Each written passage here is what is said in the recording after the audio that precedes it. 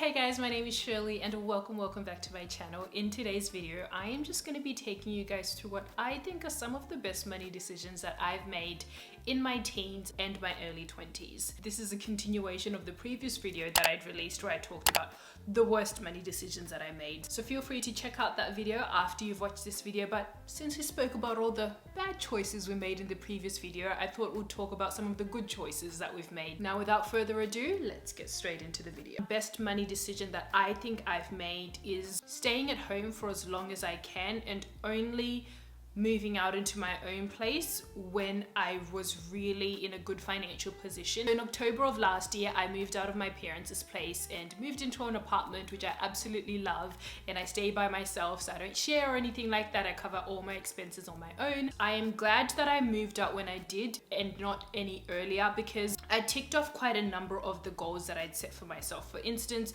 I'd purchased my first investment property, I'd finished uni, I'd secured like a really good paying job, and I didn't have any debt at that time besides my mortgage, and I had a very good healthy amount of savings for the move. I think I'd saved about 8 grand or something like that. The move ended up costing me way more than that. I think the move cost me a little over 10k, which is quite hefty.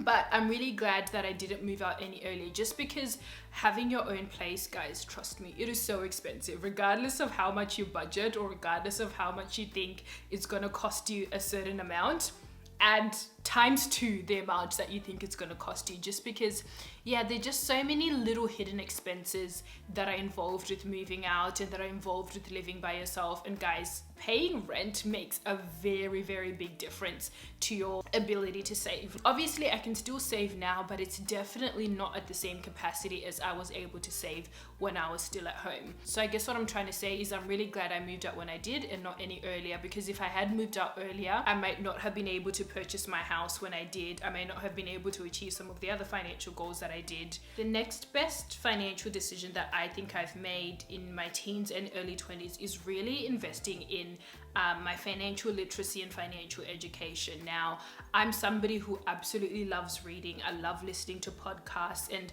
I'm really glad that I've tried the best that I can to make sure that I educate myself on all things personal finance, investing, and things like that. Unless you educate yourself and unless you widen your thinking and widen your scope, you're always going to be stuck doing the same things. You're always going to be restricted to what you know. But the more you educate yourself, the more you learn about, how to be more savvy, how to invest better, how to really, how to get to a place where you're financially free and things like that. So I'm obviously still learning. I've only learned a small glimpse. I know there's so much more to learn out there, but I'm really glad that I invested a lot in my financial literacy. The other financial decision that I'm really happy that I made is purchasing a property quite early on. Now, this had been a goal for mine for, I'd say, since my late teens. I knew I wanted to purchase property quite early on, and I purchased my first investment property last year so I was 23, so I guess not that young, but relatively speaking. If we look at the Australian market, just like, not even Sydney, just like Australia wide, purchasing property is just becoming so much harder and harder, just because housing prices are just becoming so inflated.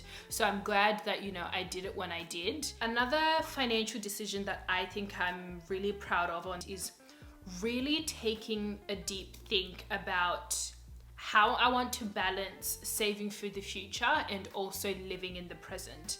I think a lot of us don't really sit down and really ask ourselves this question. When we ask the question of why we're trying to invest, or why do we invest, or why do we want to buy a house or whatnot, a lot of people say because I want to be set for retirement or things like that, and there's absolutely nothing wrong with that at all. We should all be preparing for retirement. You have 2 types of people, right? You have your savers and you have your spenders, and both types of people have their own problems. Your savers sometimes struggle with actually spending just because they're so future oriented, and then they forget to live in the present just because they want to save for a future date, which isn't a bad thing, it just is. And then on the other side, you also have your spenders. Your spenders are people who really focus on the present. They want to enjoy life, they really want to be in the moment, and then sometimes that comes at the cost of future them. So I think I'm glad that I've really taken some time to really think hard about the type of life that I want to live. And what I think I've come to decide is I want to live somewhere in the middle. As much as I'm concerned about preparing myself for the future, making sure I'm financially free at a certain stage so that if I don't want to work, I can have that option. As much as I'm focused on that, I'm also focused on living in the present and enjoying the present. Like, what's the point of getting to 65, you retire, you have all this wealth of money, but you've lived the past 65 years of your life completely restricted? So this is a very personal thing, and people are obviously in different financial situations, people have different stories, people have different values, but I've just learned for something that I value for myself is having that nice balance where I'm setting future Shirley up, but present Shirley is also enjoying and living life. One of the best financial decisions that I think I've made is traveling on a very, very low budget. So pre-COVID, I used to do quite a fair bit of traveling. In my uni days, I think I did like at least 2 international trips a year, and I absolutely love it. I'm so grateful I traveled when I did. I'm so grateful that I traveled when I did, and I didn't tell myself I would travel after uni, because if I had, then this whole COVID situation would have happened and I wouldn't have been able to go anywhere anyway. What I'm glad I did is I'm glad I traveled the non-flashy way. And again, this isn't for everyone. Some people like to go on extravagant vacations, you know, nice hotels and things like that. But for me, when I was like 18, when I was 21, my main priority was experiencing different cultures, seeing the world, you know, trying different foods, learning about other people and things like that. So I did quite a lot of traveling, and the style of traveling that I did was not the glitz and glam. All the trips that I did by myself, I went backpacking. So I would stay in like hostels, I would stay in like really, really crappy hotels. I would like pay for an overnight train instead of like catching a flight from one city to another. I'm just glad that I wasn't so focused on the glitz and glams of things, and I focused on the experiences that I wanted to have. I chose to travel to, you know, affordable countries, so things like Thailand, places like India and Nepal. Those are countries that are like much cheaper to travel to, and I traveled in a way that I could afford, rather than, you know, not traveling at all or taking out a personal loan. Another decision that I'm really glad I made was investing early. Again, I'm quite lucky on this one just because my dad is very big on investments and trading and things like that. So he kind of got me into it quite early on as well. At the moment, I haven't been putting as much money in my investments as I should be. That's something I definitely need to work on at the moment. But I'm just glad that I'd started early because of the power of compound interest. I'll probably insert an image here somewhere that kind of shows you the impact that compound interest has. So it's essentially your money making money on itself and growing exponentially over time. The earlier you start, the better it's going to be for future you. You know, starting to invest when you're 18 is going to make a very big difference to starting to invest when you're 40 or when you're 50. If you haven't started investing already, start now. Like, don't feel bad about all the years that you've missed, because if you start now, that's better than starting a year from now or starting 5 years from now. So just start as soon as you can. And if you're intimidated about investing, even start small. Start off with things like micro investing. There's platforms like Raise and Spaceship, and you can invest like as little as $5. It'll like help you get familiar with seeing your money go up and go down and learning to not be emotionally tied to the movements of the market.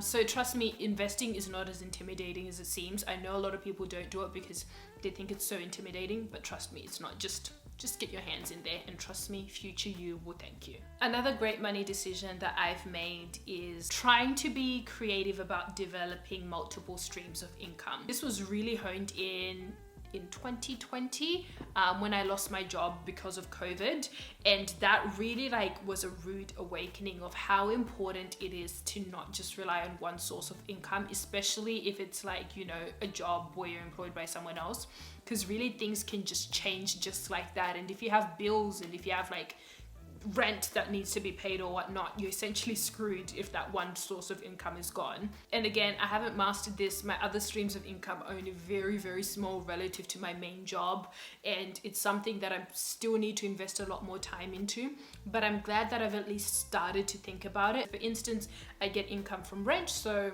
at the moment I own an investment property. I have tenants in there, they pay me rent, and that's one stream of income.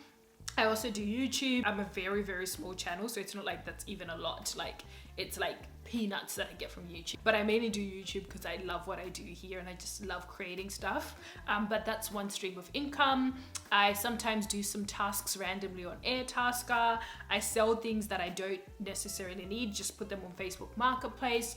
I also do Uber Eats delivery. So those are just like few little bits of monies. Honestly, every single cent does add up and it makes a difference. The next best financial decision that I made in my teens and early 20s is starting to work early. So here in Australia, the earliest that you can start working at is 14. I literally put in my application the day that I turned 14, just because I was so excited to work. And I'm really glad that I got into the workforce quite early because one, I learned a lot of financial principles young, and that meant that I made a lot of my mistakes when I was young, and I don't think I'm gonna now make those mistakes in my 30s or whatnot. I started to learn the importance of budgeting. I started to learn the importance of savings, how taxes work, how super works, and things like that. So yeah, if you have a kid or if you yourself are watching this and you're relatively young, the earlier you can enter the workforce, the better. I feel like you get to make mistakes when there aren't as many risks involved with mistakes that you made. It's also great because I started getting super quite early, and then that's going to compound, and it means by retirement I'll be in a very good place. And last but not least, I think one of the best money decisions that I've made is treating every dollar and every cent with respect. I really love this quote. It's by Benjamin Franklin, or so it says, and it says, "Be aware of little expenses. A small leak will sink a great ship." And I think that's so important because it's so easy to just say, oh, it's $5, it doesn't matter, or it's 50 cents, it doesn't matter.